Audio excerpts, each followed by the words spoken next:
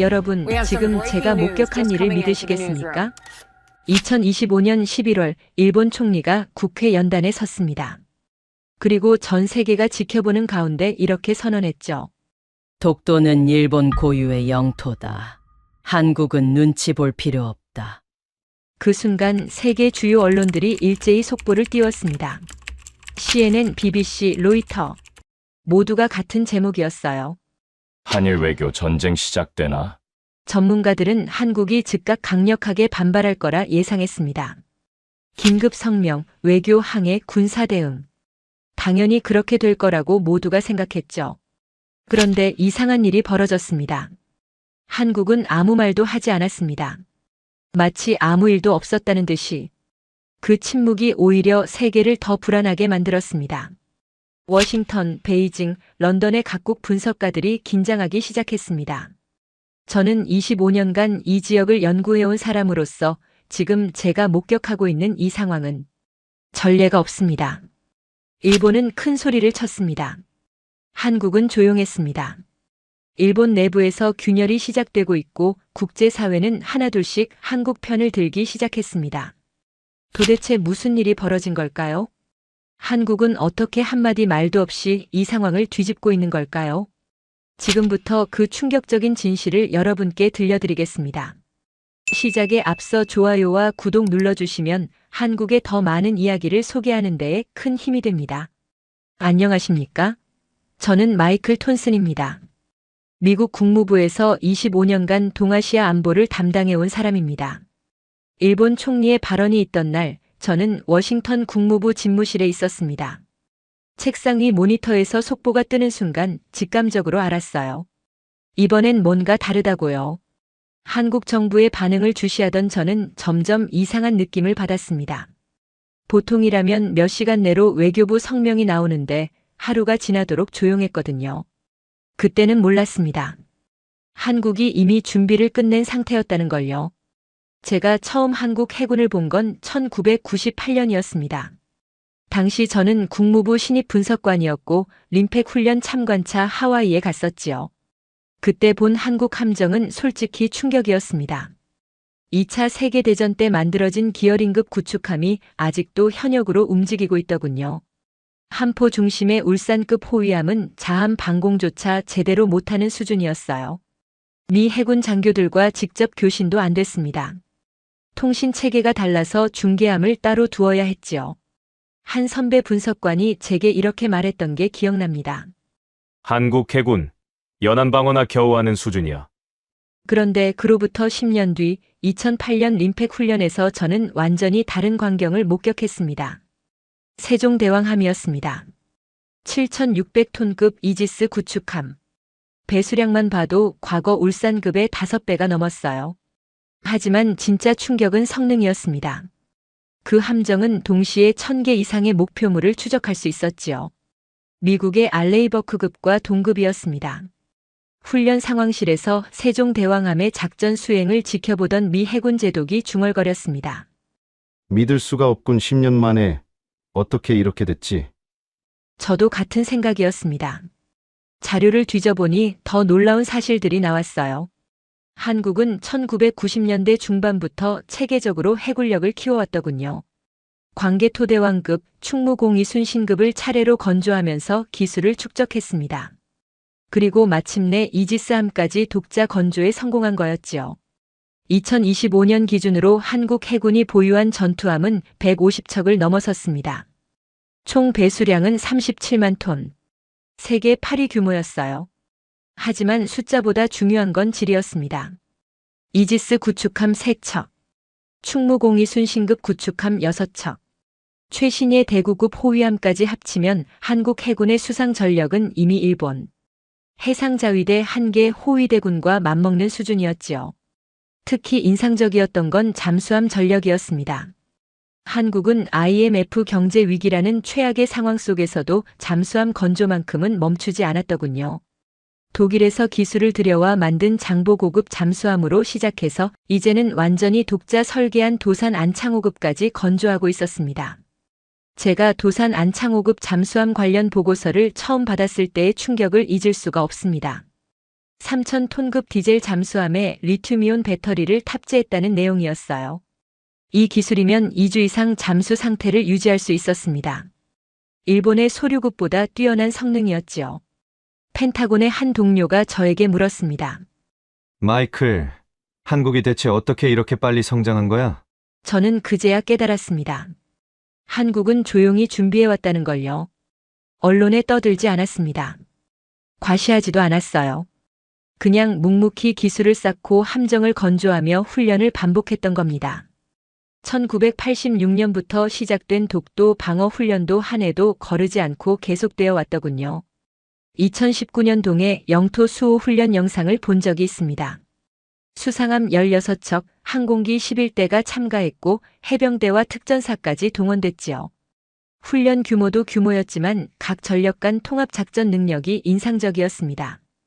해상에서 함정들이 움직이고 상공에서 전투기가 엄호하며 특수부대가 상륙하는 모습. 그건 단순한 훈련이 아니었습니다. 실전 그 자체였어요. 국무부 내부 평가 보고서에는 이렇게 적혀 있었습니다. 한국 해군은 이제 연안 방어를 넘어 원의 작전 능력을 갖추고 있다. 독도 해역에서는 사실상 완벽한 작전 수행 능력을 보유한 것으로 판단된다. 저는 그때부터 한국을 다시 보기 시작했습니다. 세계는 한국을 여전히 작은 나라로 봤지만 실상은 달랐어요.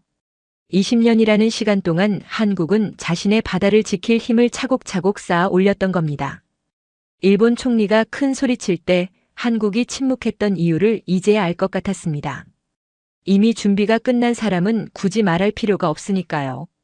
한국 해군의 진짜 실력을 알게 된 건 우연한 계기였습니다. 어느 날 펜타곤에서 긴급 브리핑이 있었어요.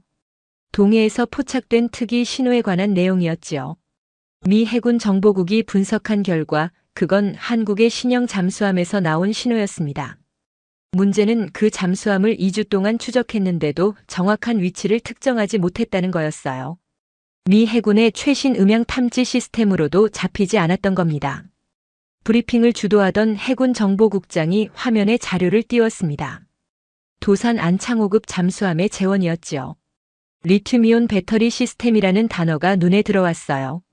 그때까지만 해도 디젤 잠수함은 일주일 정도 잠수하면 배터리 충전을 위해 수면 가까이 올라와야 했습니다. 그 순간이 가장 취약한 때였지요. 하지만 리튬이온 배터리를 장착한 한국 잠수함은 달랐습니다. 2주 이상 완전 잠수 상태를 유지할 수 있었어요. 소음 수준도 기존 잠수함의 절반 이하였습니다. 사실상 바닷속 유령이나 다름없었지요. 옆자리에 앉아있던 일본 담당 분석관이 고개를 저었습니다. 일본 해상자위대가 자랑하던 소류급 잠수함보다 뛰어난 성능이었으니까요. 하지만 충격은 거기서 끝이 아니었습니다. 자료를 더 살펴보니 한국은 이미 잠수함 18척을 운용하고 있었어요. 그것도 단순히 숫자만 많은 게 아니라 각각의 잠수함이 명확한 임무를 갖고 있었습니다. 장보고급은 연안작전, 손원 1급은 중거리 작전, 그리고 도산 안창호급은 원해 작전까지 담당하는 체계였지요. 독도 주변 해역이 특히 문제였습니다. 한국 잠수함들이 그 해역을 24시간 순찰하고 있다는 정보가 들어왔거든요.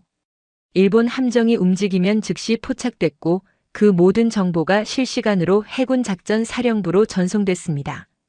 수상 전력도 만만치 않았어요. 세종대왕급 이지스함은 단순히 방공만 하는 게 아니었습니다. 수직 발사대에는 대공 미사일뿐 아니라 대함 미사일, 대잠 미사일까지 탑재돼 있었지요. 사정거리가 1,500km에 달하는 순항 미사일도 있었습니다. 이 말인즉슨 독도 해역에 배치된 세종대왕함 한 척이 일본 본토 대부분을 사정권에 둘 수 있다는 뜻이었어요. 더 놀라운 건 통합 감시 체계였습니다.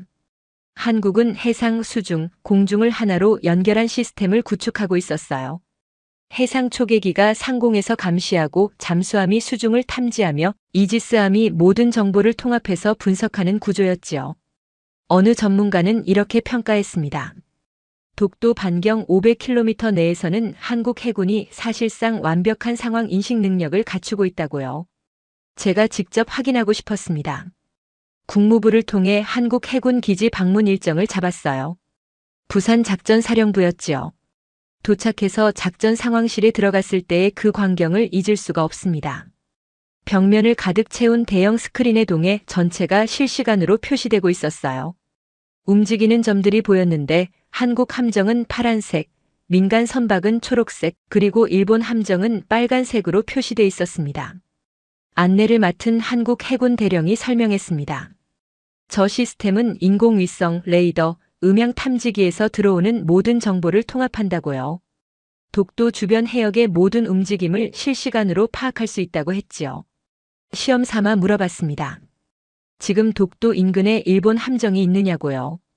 대령은 화면을 확대했습니다. 독도에서 동쪽으로 80km 지점에 일본 해상보안청 소속 순시선 한 척이 보였어요. 함명, 톤수, 속도, 심지어 승조원 수까지 표시돼 있었습니다. 저는 그제야 깨달았습니다. 한국이 왜 일본의 도발에 침묵할 수 있었는지를요.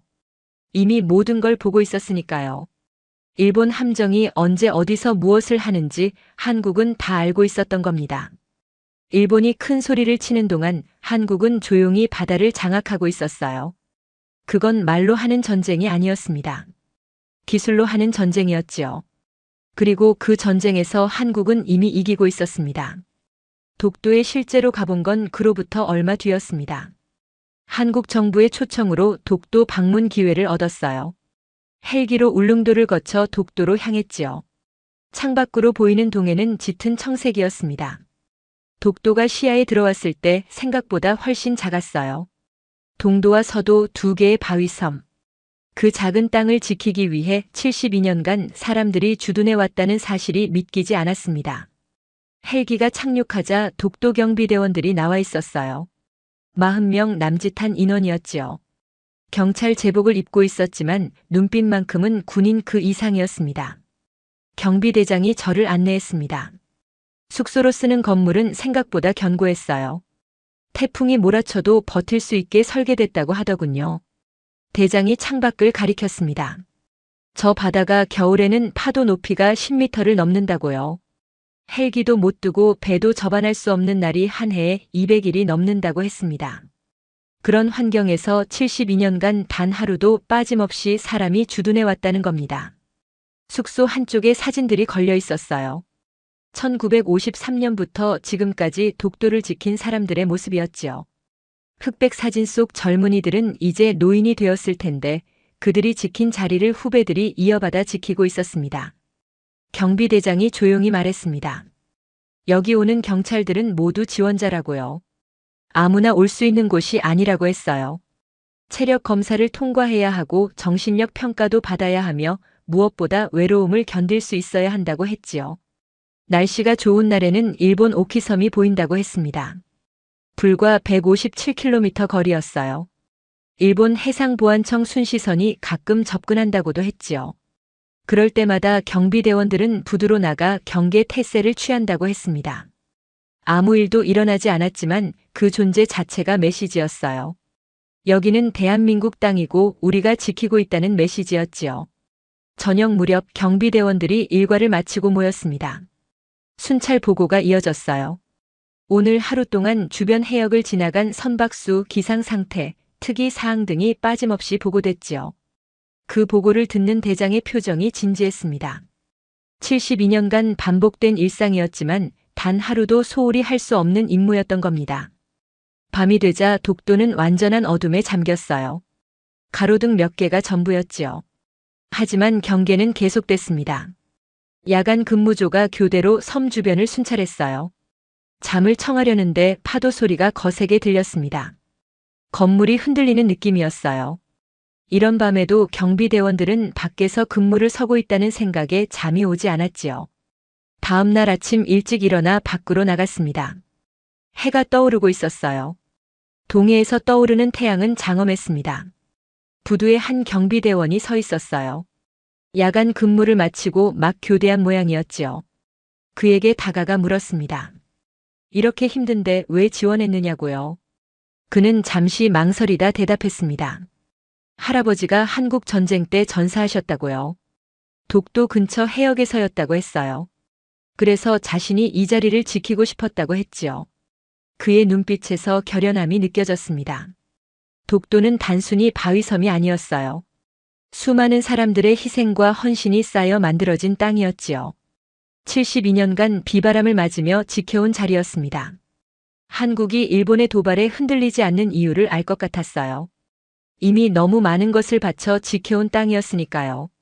40명의 경비대원. 그들은 영웅이라 불리길 원하지 않았습니다.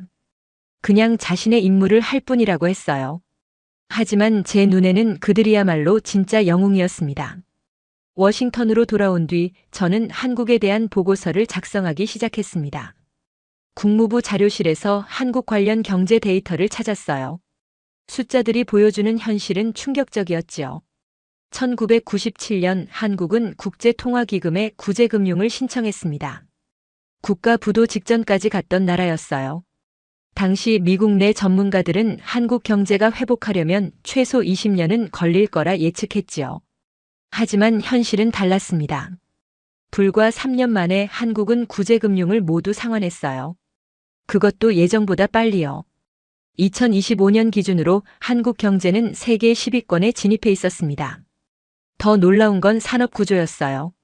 반도체 분야를 보니 한국 기업들의 점유율이 70%를 넘었습니다. 메모리 반도체는 사실상 한국이 세계 시장을 장악하고 있었지요. 삼성과 SK 하이닉스 두 기업이 전 세계 스마트폰과 컴퓨터의 핵심 부품을 공급하고 있었어요. 일본 기업들의 상황을 조사해 보니 아이러니했습니다. 일본 전자제품의 핵심 부품 상당수가 한국산이었거든요. 한국 없이는 생산 자체가 불가능한 구조였지요.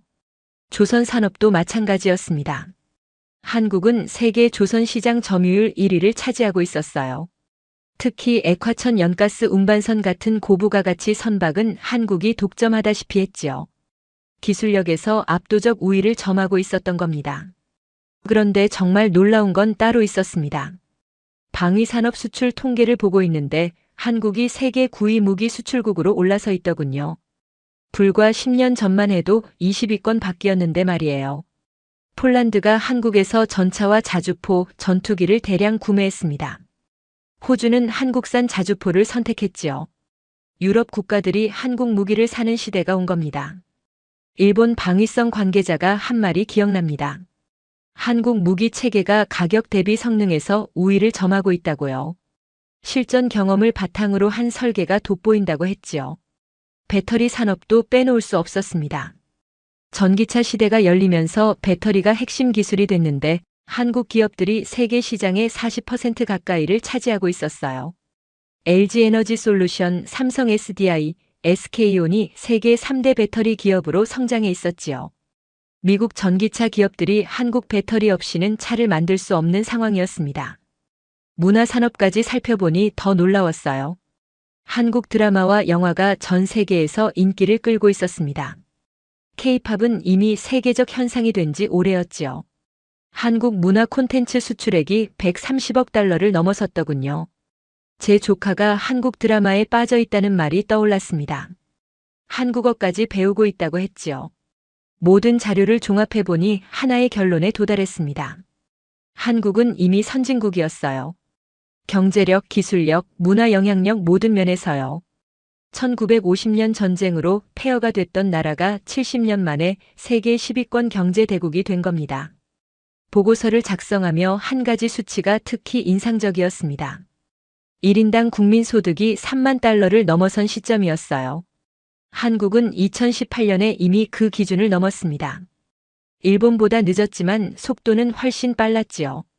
더 중요한 건 그 성장이 견실했다는 점입니다. 외형만 키운 게 아니라 기술력과 경쟁력을 함께 키웠어요. 국무부 회의에서 제 보고서를 발표했을 때 한 국장이 물었습니다. 한국이 이렇게 빨리 성장한 비결이 뭐냐고요? 저는 이렇게 대답했습니다. 절박함과 집중력이라고요. 자원도 없고 땅도 좁은 나라가 살아남기 위해 선택할 수 있는 건 기술과 교육뿐이었고 한국은 그 두 가지에 모든 걸 걸었다고 했지요. 숫자는 거짓말을 하지 않습니다. 한국의 성장은 통계로 명확히 증명되고 있었어요. 일본이 독도를 두고 목소리를 높일 때 한국이 침묵할 수 있었던 이유를 이제 확실히 알았습니다. 이미 모든 면에서 앞서가고 있었으니까요. 한국에 대한 보고서를 제출하고 얼마 뒤였습니다. 일본 도쿄에서 흥미로운 소식이 들려왔어요. 일본 최대 경제지인 니혼 게이자이 신문이 이례적인 사설을 실었다는 겁니다. 동료가 번역본을 보내왔는데 읽는 순간 놀랐지요. 일본 언론이 자국 총리를 정면으로 비판하는 내용이었으니까요. 사설의 핵심은 명확했습니다. 다카이치 총리의 독도 강경 정책이 일본 외교에 심각한 리스크가 될 거라는 경고였어요.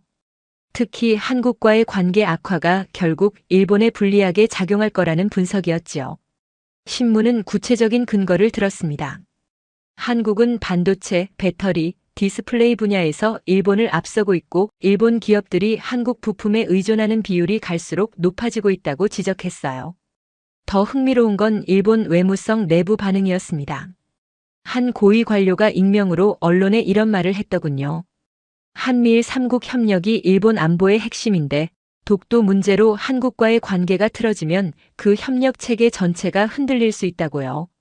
실제로 일본 외무성 내부에서는 우려가 커지고 있었습니다. 중국이 대만 문제로 점점 공세를 강화하는 상황에서 일본이 한국과 관계를 악화시키는 건 전략적으로 어리석은 선택이라는 목소리가 나왔지요. 일본 경제계도 움직이기 시작했어요. 일본 경제단체 연합회 회장이 기자회견에서 한일 관계의 중요성을 강조했습니다. 공급망이 긴밀하게 연결돼 있는 상황에서 정치적 갈등이 경제에 악영향을 미쳐서는 안 된다고 했지요. 실제로 일본 기업들의 한국 투자는 계속 늘어나고 있었어요. 한국의 기술력과 생산 능력이 필요했던 겁니다. 도쿄에 주재하는 미국 대사관 경제 담당관이 제게 보낸 보고서에는 더 구체적인 내용이 담겨 있었습니다. 일본 자동차 기업들이 한국산 배터리 없이는 전기차를 만들 수 없는 상황이라고요. 일본 전자기업들도 한국산 반도체와 디스플레이의 의존도가 높아지고 있다고 했지요. 한 일본 기업 임원은 이렇게 말했다더군요. 정치인들은 독도 문제로 싸우지만 기업 현장에서는 한국 없이 일이 안 된다고요. 일본 학계에서도 변화가 감지됐습니다. 도쿄대학 한 교수가 학술지에 논문을 발표했어요. 독도 문제를 역사적, 법적으로 재검토해야 한다는 내용이었지요. 1877년 태정관 지령 같은 일본 자체 문서들을 무시할 수 없다고 지적했습니다. 물론 그 교수는 즉시 우익 세력의 공격을 받았어요. 하지만 학계 일각에서는 그의 주장에 동조하는 목소리가 나오기 시작했지요. 젊은 세대의 반응도 달랐습니다. 일본 20대와 30대를 대상으로 한 여론조사 결과를 봤는데 독도 문제보다 한국과의 경제 협력이 더 중요하다는 응답이 60%를 넘었어요. 그들에게 한국은 적이 아니라 협력 대상이었던 겁니다. K-팝을 듣고 한국 드라마를 보며 자란 세대였으니까요. 일본 국회에서도 균열이 보였습니다. 야당 의원 한 명이 국회 질의에서 다카이치 총리에게 물었어요. 독도 강경책이 실제로 일본에 어떤 이익을 가져다 주느냐고요. 한국과의 관계만 악화시키는 것 아니냐고 따졌지요. 총리는 원론적인 답변만 되풀이했습니다. 하지만 국회 분위기는 예전 같지 않았어요. 가장 결정적인 건 미국의 압력이었습니다. 미국 국무부가 일본 외무성에 비공식 메시지를 보냈다는 정보가 들어왔어요. 한일 관계 악화가 동아시아 안보 전략에 부정적 영향을 미치고 있다는 우려를 전달했다고 하더군요. 미국 입장에서는 한국과 일본이 모두 중요한 동맹국이었습니다. 두 나라가 싸우면 중국만 이득을 보는 상황이었지요. 일본 내각에서도 온도차가 느껴졌습니다. 외무대신과 경제산업대신은 한국과의 관계 개선 필요성을 강조했어요. 반면 방위대신과 일부 보수 강경파는 원칙을 고수해야 한다고 맞섰지요. 내각회의가 자주 길어진다는 소문도 들렸습니다. 저는 이 모든 정보를 종합하며 한 가지 확신을 갖게 됐어요. 일본 내부가 흔들리고 있다는 것. 정치인들은 강경한 목소리를 냈지만 경제계도 학계도 국민도 점점 다른 목소리를 내기 시작했던 겁니다. 한국은 여전히 조용했습니다. 일본 내부의 균열을 지켜보기만 했지요. 말하지 않아도 현실이 증명하고 있었으니까요.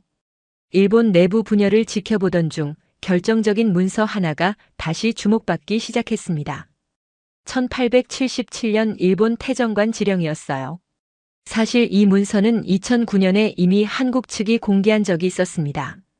하지만 당시 일본은 행정 문서일 뿐이라며 영토 문제와 무관하다고 주장했지요. 그런데 국제학계가 움직이기 시작했어요. 영국 케임브리지 대학 동아시아 역사학과 교수가 학술지에 논문을 발표했습니다. 태정관 지령의 법적 의미를 재해석한 내용이었지요. 그 교수의 주장은 명확했어요. 태정관은 메이지 시대 일본의 최고 의사 결정 기관이었고 그곳에서 내린 결정은 법적 구속력을 가졌다는 겁니다. 문서 원문도 다시 검토됐습니다. 울릉도와 독도가 일본과 관계없는 조선 영토라고 명시돼 있었어요. 표현도 애매하지 않았지요. 명확한 결정이었습니다. 미국 하버드 대학 법학과에서도 연구가 진행됐어요. 국제법 전문가들이 참여한 세미나가 열렸는데 태정관 지령의 법적 효력을 논의했지요. 결론은 일본 정부가 1877년에 공식적으로 독도를 자국 영토에서 제외했다는 것이었습니다. 더 결정적인 문서들도 추가로 발견됐어요. 1951년 일본 총리부령 24호와 대장성령 4호였습니다. 이 문서들에도 독도가 일본 영토에서 제외돼 있었지요. 2차 세계대전 이후 일본 정부가 직접 작성한 공식 문서였어요. 일본 외무성은 이번에도 반박을 시도했습니다. 점령 시기 행정권 관련 문서일 뿐이라고 주장했지요. 하지만 국제학계는 받아들이지 않았어요. 프랑스 소르본 대학 국제법 연구소에서 심포지엄이 열렸습니다. 27개국에서 온 법학자와 역사학자 60여 명이 모였지요. 3일간 진행된 심포지엄에서 한국과 일본의 주장이 모두 검토됐어요. 역사 문서, 지도, 조약, 증언 등 모든 자료가 분석 대상이었지요. 최종 보고서가 나왔을 때 국제사회가 주목했습니다. 보고서는 한국이 제시한 127개 문서를 모두 진품으로 확인했어요. 출처가 명확하고 내용이 일관되며 법적 의미가 분명하다고 평가했지요. 반면 일본 측 주장에는 모순이 많다고 지적했습니다. 유리한 자료만 선택적으로 제시했고 불리한 문서들은 의도적으로 배제했다는 겁니다. 특히 태정관 지령에 대한 일본 정부의 해석이 설득력이 없다고 명시했어요. 보고서 결론은 간결했습니다. 역사적, 법적으로 독도는 한국 영토라는 것. 일본의 주장은 근거가 약하다는 것이었지요. 유엔 산하 국제사법재판소 전직 재판관 한 명이 언론 인터뷰에서 말했습니다. 만약 이 문제가 재판소에 회부된다면 한국이 승소할 가능성이 높다고요. 일본 언론도 이 소식을 보도하지 않을 수 없었어요. 아사히 신문은 일면에 관련 기사를 실었습니다. 국제학계가 한국 손을 들어줬다는 내용이었지요. 물론 보수 언론들은 반발했지만 사실 자체는 부정할 수 없었어요. 일본 국민들 사이에서도 의문이 생기기 시작했습니다. 인터넷 게시판에는 태정관 지령에 대한 질문들이 올라왔어요. 정말로 일본 정부가 150년 전에 독도를 일본 땅이 아니라고 인정한 거냐는 질문이었지요. 일본 정부는 공식 해명을 내놓지 못했습니다. 해명하려고 하면 할수록 모순이 드러났으니까요. 한국 정부는 이 모든 과정에서 조용했어요. 국제학계가 알아서 진실을 밝혀주고 있었습니다. 한국은 그저 자료를 공개하고 검증을 요청했을 뿐이었지요. 저는 이 상황을 지켜보며 깨달았습니다. 역사는 조작할 수 없다는 것을요. 문서는 거짓말을 하지 않았습니다. 150년 전 일본이 직접 쓴 문서가 오늘날 진실을 증명하고 있었어요. 일본이 아무리 목소리를 높여도 소용없었습니다. 자기들이 쓴 문서가 자기들의 주장을 부정하고 있었으니까요. 국제학계의 평가가 나온 뒤 세계 각국의 반응이 달라지기 시작했습니다. 가장 먼저 움직인 건 유럽이었어요. 독일 외교부가 성명을 냈습니다. 영토 분쟁은 역사적 사실과 국제법에 근거해 해결돼야 한다는 원칙론이었지요. 직접적으로 한국을 지지한다는 표현은 없었지만 문맥상 한국 입장을 인정하는 내용이었습니다. 프랑스 언론들도 특집 기사를 실었어요. 한국이 제시한 문서들의 투명성을 높이 평가하는 내용이었지요. 모든 자료를 공개하고 국제 검증을 요청한 태도가 신뢰를 얻었다는 분석이었습니다. 영국 의회에서는 흥미로운 토론이 벌어졌어요. 한 의원이 질의를 했습니다. 영국 정부는 독도 문제에 대해 어떤 입장이냐고요. 외무부 장관은 신중한 답변을 내놓았지만 한국의 실효적 지배를 인정한다는 뉘앙스였지요. 미국 내 분위기도 변하고 있었습니다. 의회 조사국이 독도 관련 보고서를 업데이트했어요. 이전 보고서와 달리 한국의 역사적 근거를 상세히 소개하는 내용이 추가됐지요. 싱크탱크들도 움직였습니다. 브루킹스 연구소에서 세미나가 열렸어요. 동아시아 영토 분쟁이 주제였는데 독도 문제를 집중적으로 다뤘지요. 발표자로 나선 교수가 명확하게 말했습니다. 역사 문서만 보면 한국 주장이 더 설득력 있다고요. 일본은 1905년 러일 전쟁 와중에 독도를 편입했는데 그 과정 자체가 국제법적으로 문제가 있다고 지적했습니다. 청중석에는 일본 대사관 관계자들도 있었어요. 그들의 표정이 굳어있는 게 보였지요. 한국의 전략이 효과를 발휘하고 있었습니다. 한국은 127개 문서를 모두 공개했어요. 출처, 작성 연도, 보관 위치까지 상세히 밝혔지요. 누구든 원한다면 원본을 확인할 수 있었습니다. 국제학자들이 실제로 한국을 방문해 문서들을 검증했어요. 서울대학교 국사편찬위원회 외교부 자료실.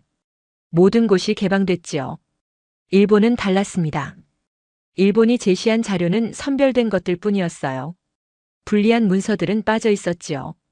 태정관 지령 같은 결정적 문서는 아예 언급하지 않았습니다. 국제사회는 이 차이를 주목했어요. 캐나다 토론토 대학 역사학과에서 비교 연구를 진행했습니다. 한국과 일본이 제시한 자료들을 대조 분석한 거였지요. 결과는 명확했어요. 한국은 포괄적이고 투명했지만 일본은 선택적이고 불투명했다는 평가였습니다. 호주 국립대학에서도 비슷한 연구가 나왔어요. 한국이 제시한 문서들의 일관성이 높다고 평가했지요. 아시아 국가들의 반응도 주목할 만했습니다. 싱가포르 정부는 공식 입장을 내지 않았지만 학계에서는 한국 지지 목소리가 나왔어요. 싱가포르 국립대학 교수 한 명이 논문을 발표했는데 독도가 역사적으로 한국 영토였다는 결론이었지요. 인도네시아에서도 비슷한 움직임이 있었습니다. 한국의 투명성이 결정적이었어요. 숨기지 않았습니다. 모든 걸 보여줬지요. 불리한 자료가 있다면 그것도 공개했을 거예요. 하지만 실제로는 한국에 불리한 자료가 없었습니다. 반면 일본은 방어적이었어요. 질문을 회피했고 불리한 문서는 인정하지 않으려 했지요. 국제사회는 이 태도 차이를 명확히 봤습니다. 저도 보고서에 이렇게 썼어요. 한국은 진실을 무기로 싸우고 있다고요. 조용하지만 가장 강력한 무기였습니다. 세계가 한국 편을 든 건 동정 때문이 아니었어요. 증거 때문이었지요. 명확하고 반박할 수 없는 증거들. 일본은 목소리를 높였지만 한국은 문서를 보여줬습니다. 결국 세계는 문서를 믿었어요. 모든 조사를 마치고 최종 보고서를 작성하던 날이었습니다. 25년간 동아시아를 연구하면서 이렇게 명확한 결론을 내린 적이 없었어요. 한국은 이겼습니다. 싸우지 않고 이긴 거였지요. 일본 총리가 큰 소리를 쳤을 때 한국은 단 한마디도 반박하지 않았습니다. 외교 항의도 없었고 군사 대응도 없었어요. 언론 플레이도 하지 않았지요. 그 침묵이 세계를 불안하게 만들었습니다. 하지만 시간이 지나며 그 침묵의 의미가 드러났어요. 한국은 이미 모든 준비를 끝낸 상태였던 겁니다. 해군력으로 독도 해역을 장악하고 있었습니다. 72년간 단 하루도 빠짐없이 사람을 주둔시켰지요. 역사 문서 127개를 확보해 언제든 공개할 수 있었어요. 말할 필요가 없었던 겁니다. 한국의 전략은 치밀했어요. 감정적으로 반응하지 않았지요. 대신 사실과 증거로 대응했습니다.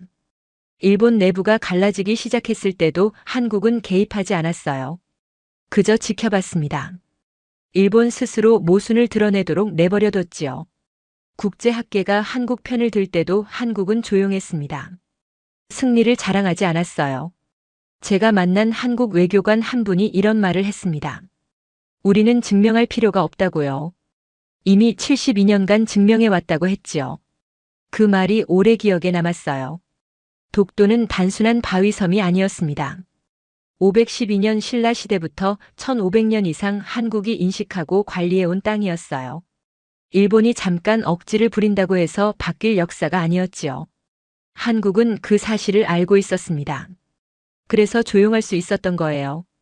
보고서를 국무부에 제출하던 날 상관이 물었습니다. 결론이 뭐냐고요? 저는 이렇게 대답했습니다. 한국은 21세기형 강국이라고요. 군사력으로만 싸우지 않는다고 했지요. 기술력, 경제력, 문화적 영향력, 그리고 역사적 정당성. 모든 걸 갖추고 있다고 보고했습니다. 미국 입장에서 한국을 어떻게 봐야 하느냐는 질문도 받았어요. 저는 주저없이 답했습니다. 동등한 파트너로 대해야 한다고요. 더 이상 보호받아야 할 약소국이 아니라고 했지요. 한국은 스스로 지킬 힘을 갖췄습니다.